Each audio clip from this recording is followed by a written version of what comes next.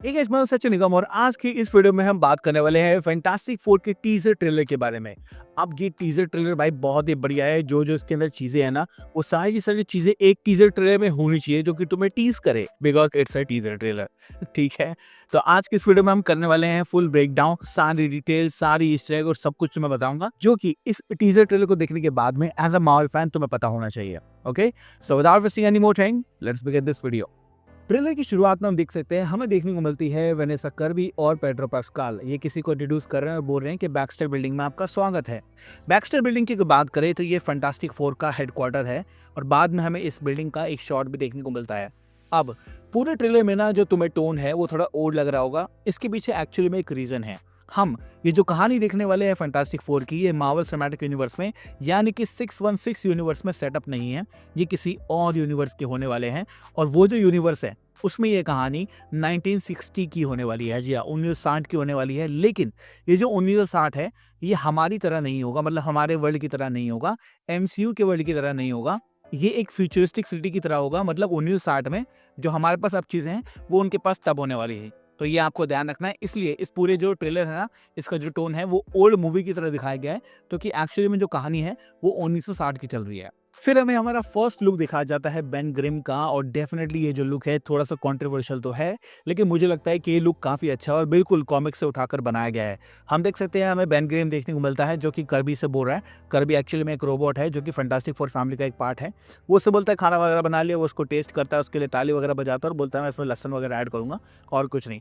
तो काफ़ी बढ़िया शॉट मुझे लगा। और अगेन मैं बोलूँगा कि बेन ग्रिम का ये जो लुक है ये एक्चुअली में थोड़ा कंट्रोवर्शियल है, थोड़ा डिफरेंट है, क्योंकि अभी तक ऐसा बेन ग्रिम हमने देखा नहीं है, लेकिन बहुत ही बढ़िया मुझे लगा और कॉमिक्स से इंस्पायर्ड है, तो आई लाइक दैट।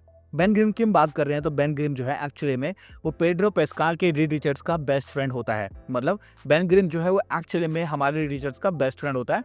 और जब उसके साथ वो जाता है, मतलब जब स्पेसशिप वाला जो एक्सीडेंट उनके साथ होता है, तब ये वहाँ पे पायलट भी बना हुआ होता है, जिसके बारे में आगे पता चलेगा जब हमारी फैंटास्टिक फोर की फैमिली जो है वो जा रही होती है लॉन्च पर। तब वहाँ पे रीड रिचर्ड्स बोलता भी है कि ये है वर्ल्ड का बेस्ट पायलट। तो हाँ, डेफिनेटली बेन ग्रिम जो है इस टीम का पार्ट है। फिर हमें देखने को मिलता है यहाँ पर पेड्रो पास्कल बोलते हैं कि जब हम सबसे पहले वो स्पेस में गए थे, तुम गायब नहीं हो सकती थी। जो बेन ग्रिम था वो रॉक नहीं था, और जोसेफ यानी जोसेफ क्विन का जो कैरेक्टर है जॉनी स्टॉर्म, उसको फायर की पावर नहीं मिली थी। और यहीं पर इनकी जो ओरिजिन स्टोरी है ना वो हमें दिखा दी गई है। अब देखो, ओरिजिन स्टोरी जो है वो हमने ऑलरेडी बहुत बार देख रखी है, तो अच्छी बात यह है कि ओरिजिन स्टोरी होने वाली है, इसमें ज़्यादा टाइम वेस्ट नहीं किया जाएगा। और most of the origin story जो है वो हमें दिखा दी गई है। हम देख सकते हैं कि पावर्स हमें दिखाई जाती हैं। सू स्टॉर्म जो है वो इनविजिबल हो सकती है, साथ साथ अपनी पावर का इस्तेमाल करके शील्ड्स बना सकती है। हम देखते हैं बेन ग्रिन हमें देखने को मिलता है जो कि अंधेरे में एक एली में जा रहा है, उसने वो अपने आप को पूरा ढक रखा है और कुछ लोग उसको देखकर भाग भी रहे हैं। इसका मतलब ये है जैसे पुरानी वाली मूवी में वो अपने लुक को लेकर खुश नहीं था, इस मूवी के अंदर भी ये बात हमारे सामने जरूर आएगी कि पावर तो सबको मिली, लेकिन जो लुक गया वो बेन ग्रिम का ही गया। साथ साथ हम देख सकते हैं कि जॉनी स्टॉर्म की पावर हमें देखने को मिलती है जो कि बढ़िया लग रही है। और ये वाला जो पीओवी शॉट है जहाँ पर जॉनी स्टॉर्म के साथ में कैमरा जा रहा है और जहाँ जहाँ वो उड़ रहा है वहाँ वहाँ उसको फॉलो कर रहा है, आई लाइक दैट, मुझे बहुत ही बढ़िया लगा। लेकिन तीनों की पावर दिखाने के बाद भी ये थोड़ी सी मुझे बात बुरी लगी कि हमें पेड्रो पास्कल के रीड रिचर्ड्स की पावर नहीं दिखाई गई है, यानी उनकी बॉडी की इलास्टिसिटी को नहीं शो किया गया है। हो सकता है वो बाद में शो करें, लेकिन इस ट्रेलर के अंदर तो तीनों जनों की पावर को दिखा दिया है, लेकिन रीड रिचर्ड्स की पावर को नहीं दिखाया है। अच्छा, इस मूवी की कास्टिंग के बारे में मैं एक बात पूछना चाहता हूँ। तो अब इन्होंने जो है वो वैनेसा कर्बी की अगर बात करें तो बहुत ही बढ़िया सू स्टॉर्म चुनी है। जो मुझे प्रॉब्लम है वो सिर्फ और सिर्फ पेड्रो पास्कल के रीड रिचर्ड्स पे है। अब मैं ये नहीं कह रहा कि he is not a good actor, he is a very good actor और बहुत ही बढ़िया रोल उन्होंने किए हैं। लास्ट ऑफ अस देख लो, गेम ऑफ थ्रोन्स देख लो, साथ साथ मैंडलोरियन देख लो, बहुत बढ़िया काम किया है। But I do not understand how does he fit in the Reed Richards role. मेरे को लगता है कि फिट नहीं हो पाते हैं वो, लेकिन हाँ, विदाउट देखे हुए मूवी मैं अभी जज नहीं कर सकता। आई डू नॉट नो कि इसमें पेड्रो कैसे परफॉर्म करने वाले हैं, बट टीजर के अंदर जो की एक्टिंग है उसके हिसाब से मुझे लग रहा है कि he is a fine choice. I am not saying he is a perfect choice, जैसे मैं बाकी एमसीयू की कास्टिंग के बारे में बोलता हूँ। He is a fine choice और मार्वल ने अगर इनको लिया है तो कुछ सोच के ही लिया होगा। तो yeah that has my two thoughts on casting. अब इसके बाद हमें कुछ सीन दिखाए जाते हैं जहां पर हमें फैंटास्टिक कार देखने को मिलती है। डेफिनेटली मैं इस बात को अज्यूम करके चल रहा हूँ कि फैंटास्टिक फोर की इस मूवी में फैंटास्टिक जेट भी आपको देखने को मिलेगा, जो 4 हिस्सों में बढ़ जाता है और 4 जुड़कर फिर जेट को बनाते हैं। मुझे लगता है कि शायद इस मूवी में वो भी होगा। दूसरी बात, ये जो कार है ये उड़ भी सकती है और कॉमिक कॉन के एक प्रेजेंटेशन में केविन फेगे ने एक बलून दिखाया था जो कि इस कार से इंस्पायर था। तो हाँ, ये कार उड़ेगी भी। उसके बाद हम देखते हैं बेन ग्रिम का जो द थिंग है वो भाग रहा है और इसके भागने से मुझे एक चीज़ समझ में आती है कि वो यहाँ पर बोलने वाला है इट्स कोलैबोरेटिंग टाइम, जो कि इसका कैच फ्रेज है, जो कि बहुत ही बढ़िया लगेगा जब ये बोलेगा and I absolutely will like that. उसके बाद हमें यहाँ पे एक कैरेक्टर देखने मिलता है जिसको प्ले कर रहे हैं जॉन मैल्कोविच। अब लेकिन ये कैरेक्टर कौन है किसी को नहीं पता। कोई लोग कह रहे हैं कोई और कैरेक्टर होने वाला है, कोई कह रहे हैं कुछ और कैरेक्टर होने वाला है, लेकिन जो मेन थ्योरी है वो यही कहती है कि ये जो कैरेक्टर है ये बहुत ही बड़ा कैरेक्टर नहीं होने वाला है और शायद ये मोल मैन का कैरेक्टर प्ले कर सकते हैं, जो कि अंडरग्राउंड रहता है और छोटा मोटा विलन की तरह ही हमारे सामने आएगा। लेकिन जॉन मैल्कोविच है और इतना बड़ा कैरेक्टर उनको ना मिले, ये बात अच्छी नहीं होगी मेरे अकॉर्डिंग।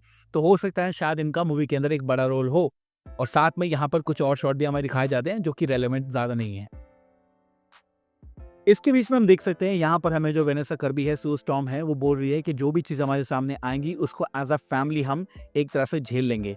और फिर हमें दिखाया जाता है बिग बैड इस मूवी का, यानी कि गैलेक्टस। हम देख सकते हैं कि सबसे पहले गैलेक्टस की जो शैडो है वो आपको देखने मिलती है न्यूयॉर्क के ऊपर और बाद में हमें गैलेक्टस का बैक शॉट देखने को मिलता है जहाँ पर गैलेक्टस जो है वो डेफिनेटली न्यूयॉर्क के अंदर आ चुका है, क्योंकि स्टैच्यू ऑफ लिबर्टी उसके सामने है और जो उसका लुक है पीछे से तो बहुत ही बढ़िया लग रहा है भाई। I can not wait to watch him, absolutely amazing.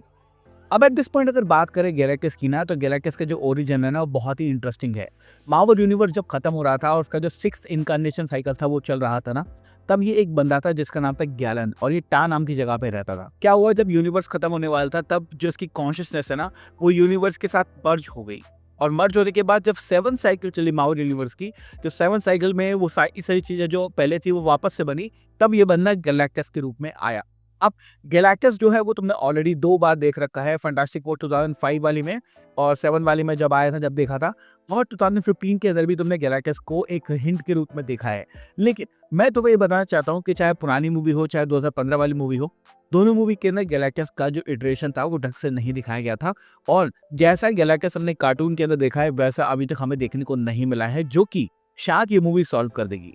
साथ में अगर बात करें गैलेक्टस की, तो गैलेक्टस के बारे में एक बात तुम्हें पता होनी चाहिए कि गैलेक्टस जो है वो अपनी पावर जो है, अपनी एनर्जी सस्टेन करता है लोगों से, प्लांट से और एनिमल से। जब उनकी लाइफ फोर्स मरती है ना, तब जो गैलेक्टस है उसको पावर मिलती है। और कार्टून के अंदर भी तुमने देखा होगा कि सिल्वर सर्फर जब भी वहां जाता है लोग बोलते हैं कि भाई गैलेक्टस आ रहा है और गैलेक्टस जो है उस एनर्जी को कंज्यूम कर लेता है। तो हाँ, ऐसा जरूरी तो नहीं है कि इस मूवी के अंदर भी ऐसा होगा, हो सकता है फ्यूचर के अंदर ये थ्रेड सामने आए, लेकिन अभी गैलेक्टस फैंटास्टिक। लास्ट के शॉट में हमें दिखाया जाता है फैंटास्टिक फोर इंट्रोड्यूस हो रहे हैं अपनी पूरी कॉस्ट्यूम के अंदर और हम देख सकते हैं चारों अपने स्टेज पे खड़े हैं। I think at this point जो गवर्नमेंट है वो इनको इंट्रोड्यूस कर रही है as a real super heroes, या फिर ये दुनिया के सामने खुद ही आ रहे हैं जहाँ पर बोल रहे हैं कि एज अ टीम हम काम करेंगे। अब आपको ये चीज़ याद रखनी है कि इस मूवी के अंदर ना, इस यूनिवर्स में ज़्यादा हीरोज नहीं है, शायद इस सिर्फ और सिर्फ फैंटास्टिक फोर की ही टीम है जो कि एक्चुअली में हीरो वाला काम कर रही है। तो शायद इस मूवी के अंदर आपको अवेंजर्स के रेफरेंस या फिर कोई और टीम के रेफरेंस देखने को नहीं मिलेंगे और यहीं पे होता है ये ट्रेलर खत्म। तो ये थी वो सारी की सारी डिटेल्स और सारी ईस्टर एग जो कि मुझे लगता था तुम्हें पता होने चाहिए टीजर को देखने के बाद में, और मैंने तुम्हें सब बता दिया है। मेक श्योर कमेंट में तुम मुझे ये बताओ कि तुम्हें ये टीजर ट्रेलर कैसा लगा, और मुझसे अगर कोई डिटेल छूट गई हो तो let me know in the comment section below. Thank you so much for watching this video. जल्दी ही फैंटास्टिक फोर के ऊपर बात होती रहेंगी क्योंकि 6 महीने बचे इस मूवी को आने में, तो भैया बहुत बढ़िया बढ़िया वीडियो बनाऊंगा और सारी की सारी चीज़ें जो तुम्हें पता होनी चाहिए गैलेक्टस से रिलेटेड, डॉक्टर डूम से रिलेटेड, वो सब कुछ मैं तुम्हें बताऊंगा आने वाली वीडियोस में। ओके, तो thank you so much again for watching this video. मैं हूँ सचिन, मिलूंगा आपसे अगली वीडियो के अंदर। Bye guys, take care, love you all and have a great amazing fantastic day.